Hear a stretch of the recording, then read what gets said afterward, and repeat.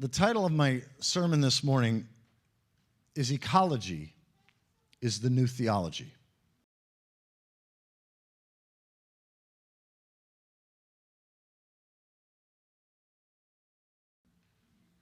Ecology is the new theology.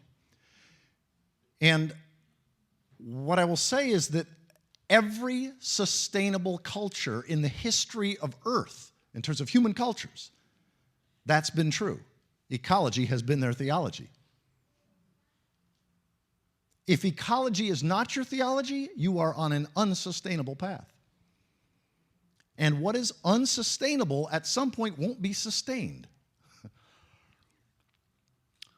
In fact, I suggest to you that unless we understand ecology, and what I mean by ecology is the interdisciplinary study of primary reality. That which brought us into being, that which nourishes and sustains us, and that which receives us when we die. It's the science of living in right relationship to the air, the water, the soil, and the life upon which we depend utterly. It's only been our trivial and impotent, inconsequential notions of God, thinking of God as a supernatural being who resides off the planet and outside the universe, who blesses some and smites others, who's for this football team but not that football team. I know I'm on dangerous territory there. But it's only this trivial understanding of God that has thought, we've had this idea in the West now for hundreds of years, that theology is about relating to some supernatural otherworldly being, rather than living in right relationship to reality, primary reality. So let me say something a little bold, which is that any theology 100 years from now that doesn't embrace ecology at the very heart of its theology is a theology that our great-grandchildren will condemn us for. So what are the principles of ecology? What is it that all sustainable cultures and sustainable nations have had? That is, to define something as sustainable is living in a way that doesn't diminish or destroy the future, in a way that is blessing to the future, in a way that enhances and enriches and preserves the health and well-being of the soil and the forests and the fisheries and the air upon which we depend. That's what ecology is about, is the science of how to do that. And what we've learned through the evidential sciences about how to live in right relationship to primary reality and how we need to get back to the kinds of indigenous wisdom that the water keepers are holding. And that we have wiped out so much of that wisdom here in North America and in other places because we thought theology was this otherworldly stuff. So I'm going to suggest that there are three fundamental stances, and I'll unpack these throughout the course of my sermon, but there are three fundamental stances toward reality that you find in every sustainable culture and you do not find in ours, which is why we're in the mess we are. In fact, I suggest that you can't understand the current election if you don't understand what I'm about to say. All sustainable cultures, we don't know of any exception, all sustainable cultures had a reverent humility with respect to relationship to reality. And they had a personal relationship to reality, a personal relationship to the past. They valued the ancestors. In fact, for them, the ancestors weren't gone. The ancestors, in their imagination, in their heart, could speak and guide us today. And they had a personal relationship to the future. The idea that we should make decisions today in terms of how it will impact the next 7 generations, that's not just a good idea. To do otherwise is evil. We even think about good and evil in goofy, trivial ways. As about obeying certain things in some book or just merely legal kinds of things. No. Here's the thing. Good is what promotes personal wholeness, social coherence, and ecological integrity. In fact, I should really reverse the order. Ecological integrity is first. If we don't relate in a healthy way to primary reality, we're on an unsustainable path. And so reverent humility, a personal relationship to the future, a personal relationship to the past, and a personal I-thou relationship to the water, soil, and forest upon which we depend, primary reality. Whether you call that God or the goddess or great spirit or the creator, it doesn't matter. The name isn't important. The I-thou relationship is essential. And we've been doing the opposite. Instead of having a reverent humility toward reality, we have had for the last 400 or 500 years, but especially the last 300 years, this sense of that man, capital M, man, conqueror of nature. We were the masters of the universe. Our technology would ultimately put all the force of the universe under our control. Guess what? We're about to hit the brick wall of that deluded belief. We are toxifying the air, water, soil, and life. We have a growing gap between the rich and the poor. We are in the 6th great mass extinction, not primarily because we're bad, evil, rotten, crummy, sinful people. It's because we have a worldview that doesn't relate to primary reality in a reverent, humble way. We have had an I-it relationship. Nature was just a clock, and God was the clockmaker outside a clockwork universe. Did you realize that we didn't have that worldview until we had invented clocks? That was only like 600 years ago. Prior to that, the divine was embodied or present everywhere. But once you have a clockwork universe, where the universe, nature, primary reality is thought of as a clock, and God is the clockmaker outside, this trivializes God. God no longer is a synonym for reality.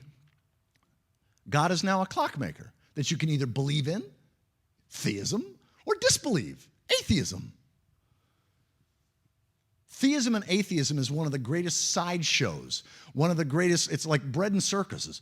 We can have all this debating on whether or not God exists, whether or not God is real, when the one real God, namely primary reality, personified or not, we've been living out of right relationship to, and we are now about to experience consequences of biblical proportion. So a reverent humility. We need to, and here's the thing. Systems are primary. Individuals within systems are secondary.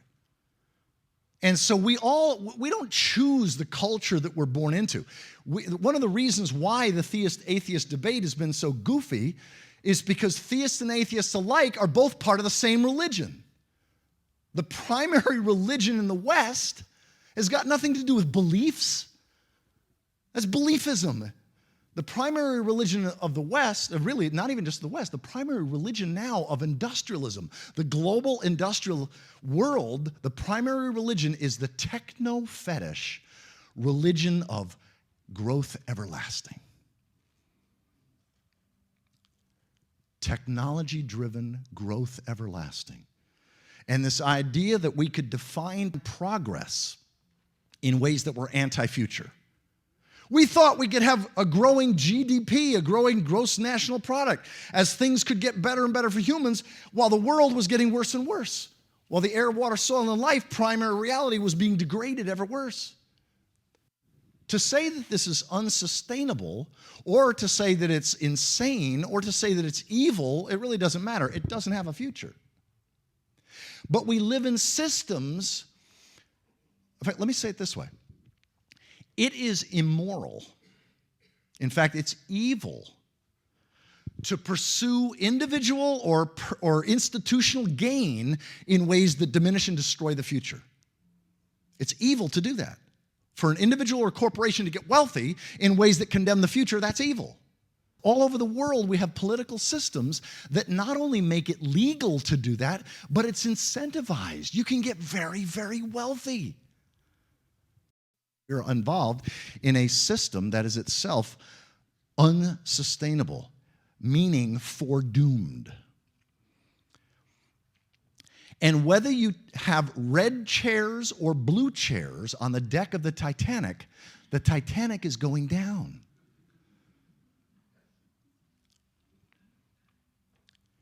And so, reverent humility, that's the first thing. The second is reciprocal gratitude. All sustainable cultures have a stance toward reality that can be defined as reciprocal gratitude. In other words, you are grateful for the blessings. Whatever your name for reality is. I'm just going to use the word God, G-O-D-D-E. Okay, God spelled G-O-D-D-E. What I'm meaning by God is not some supernatural being. What I'm meaning is nature personified, reality personified. You could say reality with a personality, not a person outside reality. Okay, so that's my name for primary reality, God, G-O-D-D-E. And notice by spelling it that way, there's no male or female connotation. It could be male, it could be female, whatever, because reality is mother-like, reality is father-like, reality is lover-like, reality has got all kinds of characteristics. So this reverent humility with respect to God, G-O-D-D-E, reality, primary reality, and this sense of reciprocal gratitude, grateful for the blessings, being grateful for all things. When I pray, I've been doing this now for 25 years. When I pray over a meal, if I'm asked to give a blessing, we'll hold hands, and the first thing I'll do is I'll say, thank you, asparagus, thank you, chicken, thank you, whatever. Thank the beings themselves for giving their life for us. It's expressing gratitude not just to some abstract, invisible being, but to the entities themselves. And what I mean by reciprocal gratitude is where we are grateful for our ability to contribute. Thomas Berry was one of my great mentors. He died at the age of 94 in 2009, and he was one of the most significant ecological thinkers and evolutionary thinkers of the last 100 years. And he has this great quote. He said, because of our detrimental impact on the wider body of life for centuries, he said, our current predicament and our way into the future can be summarized in 3 sentences. Number 1, the glory of the human has become the desolation of the earth. Notice things have gotten better and better for many humans, but a diminishing planet. So the glory of the human has become the desolation of the earth. Number 2, the desolation of earth is now our greatest shame and biggest threat. Number 3, therefore, all programs, policies, activities, and institutions, in other words, everything that we do, must henceforth be judged primarily by whether it inhibits, ignores, or fosters a mutually enhancing human-earth relationship. My down-to-earth way of saying that is from now on, everything needs to be judged by whether it's pro-future or anti-future. All of our activities, all of our programs, all of our policies, all of our theologies, all of our philosophies, everything that we do from now on needs to be judged by whether it's helping us be a blessing to the future or whether it's causing us to live as a curse to the future. The primary distinction of our time is not left or right. It's not liberal or conservative. It's pro-future or anti-future. And so it's time to bond with, to work with, to stand shoulder to shoulder with, to stand at places like Standing Rock with others who are as committed to being pro-future as we are. Whatever their beliefs, whatever their philosophy, whatever their politics. I mean, just very briefly on this current election, one of the things that a lot of liberals and progressives don't realize is that both the Democrats and the Republicans basically for about 30 years now been throwing the working class under the bus. And we're seeing the popular revolt of that. And if this non-sustainable way of being with reality is unsustainable, you could say the quicker we hit the wall of reality, the better for the biological community, certainly. We'll do less damage. So reverent humility is a necessary stance, and we can all cultivate that in our lives. Reciprocal gratitude, grateful for what we receive from the body of life and grateful for what we give. See, the most important theological concept is grace limits. It's called carrying capacity in the ecological world, that every bioregion, every island, every continent has a carrying capacity. In other words, it can only support so many of a certain kind of creature. So since we're talking about humans, every bioregion can only support a certain number of humans. That is, it can only provide resources for a certain number and receive the waste from those number of people before it starts breaking down. If it's over the carrying capacity, if you go into overshoot, you start diminishing and destroying the foundations upon which you depend, and you ultimately ruin things for the future. So it's the fundamental concept. I call it the sacred principle of enoughness. The sacred principle of enoughness. It's honoring the limits. See, we've had this sense of limitlessness, and we had it for totally understandable reasons. Totally understandable reasons. What happened was, for the last 2 million years of human existence, the primary source of energy was muscle power and a little bit of wind and solar, but mostly animal and human muscle power. And then we discovered this ancient stored energy in carbon, fossil fuels. And we're burning through 500 million years of stored energy in about 300 years. And then for the next, assuming we don't go extinct, which I'll be doing a lot on Wednesday night, I'll be talking about 8 things that reality is telling us is inevitable. And it's not all bad news, but some of it's a little scary. Okay? I don't want to deceive you. But if you look at what's coming, if we survive this bottleneck, which I think we will, I'm an apocalyptimist. I'm a short-term pessimist and I'm a long-term optimist. See, the stance of an apocalyptimist is basically this. Of course we're screwed. Thank God. Again, we've been unsustainable. We haven't had reverent humility. We haven't had reciprocal gratitude. And we haven't had the third thing, which all sustainable cultures have in common. And is evidenced by the folks at Standing Rock, the waterkeepers, a fierce commitment to the future. Reverent humility, reciprocal gratitude, and a fierce commitment to future generations that will do anything, even put their own lives on the line. See, we haven't had that because energy is primary. We thought that all the cool stuff that we've invented in the last 300 years is because we're so smart. Wrong. The people in Greece and Rome and China and Egypt, they were just as smart as we are. They just didn't have abundant energy. And so here's the last 10,000 years.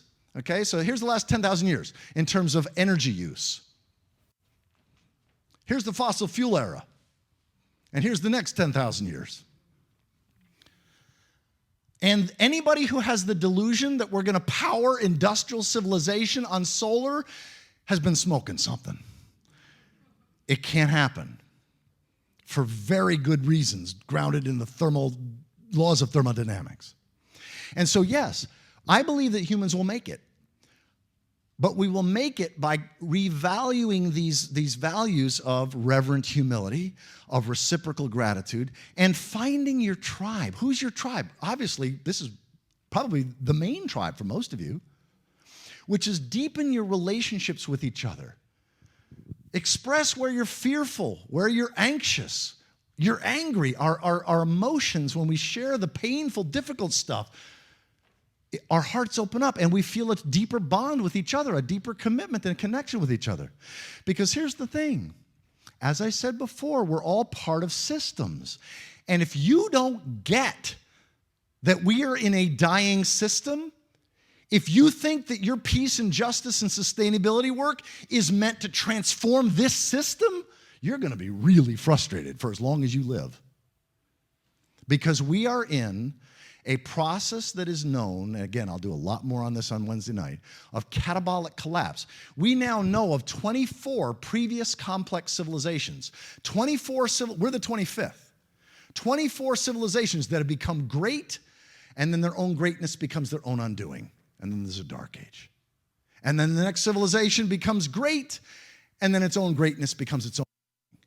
Because civilizations typically lack reverent humility. They lack reciprocal gratitude. They lack a fierce commitment to the future. They're too present-oriented. That's what civilizations do. Civilizations, that is city-based cultures. And so what we're doing in our peace and justice and sustainability work, and I suggest to you, do it with as much passion as you can. But if you do it from a place of knowing that you're not trying to save this sick and dying system, because we are already, in the United States, we're already 40 years into catabolic collapse. That is where we've overshot the carrying capacity and we've overshot what we can afford to maintain, and so we're now eating on ourselves. That's what happens. That's why all 24 of the previous civilizations have contracted through catabolic collapse. It eats itself. That's what the Rust Belt is. That's what the decaying infrastructure is. And no, President Trump will not be able to make America great again in terms of that. Nobody can. Because we don't have the energy anymore. We're at peak oil. We're at peak everything. And we're now going to look at decades and in some cases centuries of declines. So we're looking at a future of less. And we can have joy in that process. I mean, it's important to honor the grief too, because if you've been stuck in the myth of perpetual progress, you're going to probably find what I'm saying really, really difficult. You probably got a really good argument in your head ready to talk to me back there later. All right? But I'm not talking about the flip opposite. So many people, we have this binary. It's like we're either in the myth of perpetual progress, and if we let go of that, we snap to apocalypse. And notice the interesting thing about both of those, the myth of perpetual progress and the myth of the apocalypse, both of them allow us to do something very convenient, which is we don't have to change anything. Because if things are just going to keep getting better and better, I don't need to do nothing. And if things are just going to go to hell in a handbasket, I don't need to do nothing. I certainly don't need to take responsibility for my life and how my lifestyle is contributing. So I want to conclude with this note, that when you can get your heart around the fact that we are in a civilization that is in its last phases. I mean, the American empire could last another decade or two. You know what an empire is, right? An empire is a wealth pump. It pumps wealth from other parts of the world for the benefit of the empire. Empires, everybody wanted to be an empire 100 years ago. Now nobody wants to talk about it. But we're in the last 5 to 20 years of the American empire. That is where 5% of the world's population get 30% of the resources of the world to benefit us. Where we have military bases in 150 different countries. That's going to go bye-bye in the next decade or two. But we're in the last century or two of industrialism. That's going to last probably another 200 years, where this catabolic collapse. See, we talk about the collapse of the Roman Empire. We think, boom. It took 325 years. It was the long descent. It was and then partial recoveries. That's the way empires collapse. That's the way ours is collapsing now. And when we understand that and can put our hearts around it, then we get to participate with what God, reality, the universe is up to.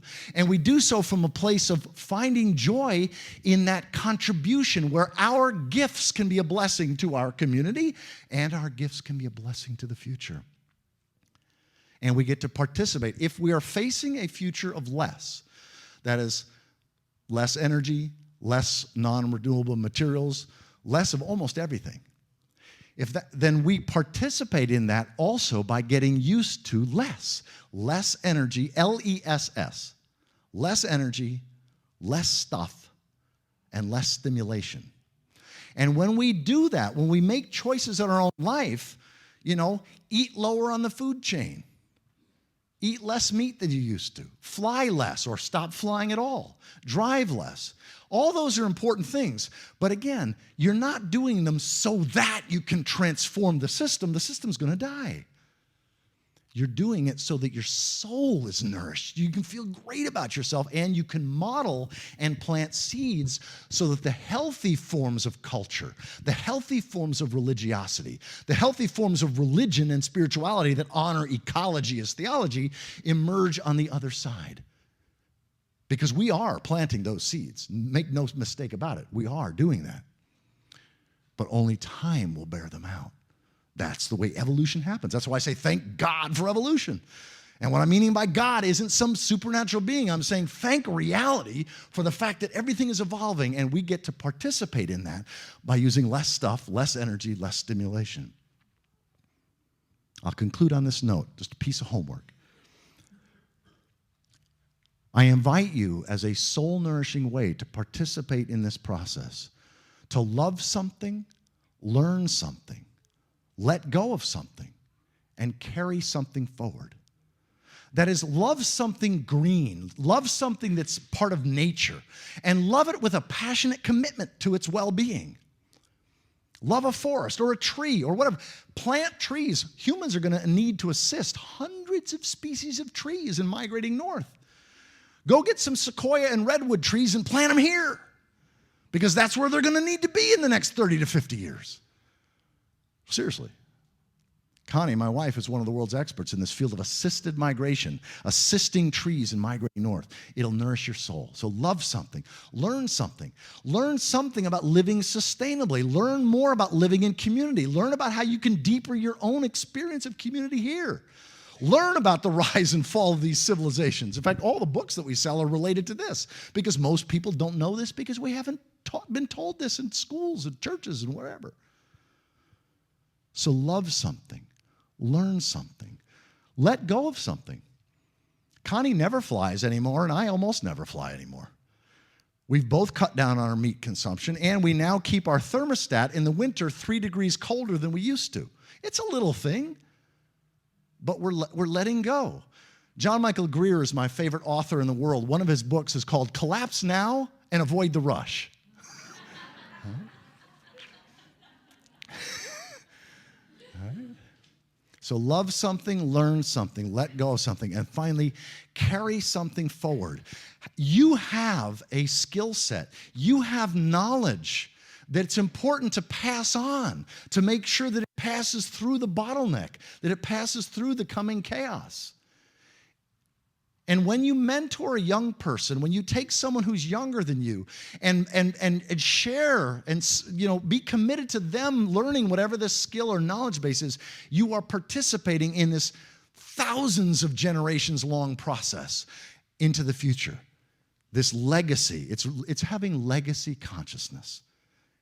And I suggest to you that in the challenging, difficult times that we live in now, when you understand what I've been sharing about, this reciprocal gratitude, this sense of reverent humility, and this fierce commitment to future generations, when you do that, you can face the challenges and the chaos that show up on your door, not from the place of, oh no, this shouldn't be, but from the place of, oh, I've been expecting you, come on in. There's that sense of you're not taken by surprise. You expect challenges, and you've got a heart that can be a blessing. So love something, learn something, let go of something, and carry something forward.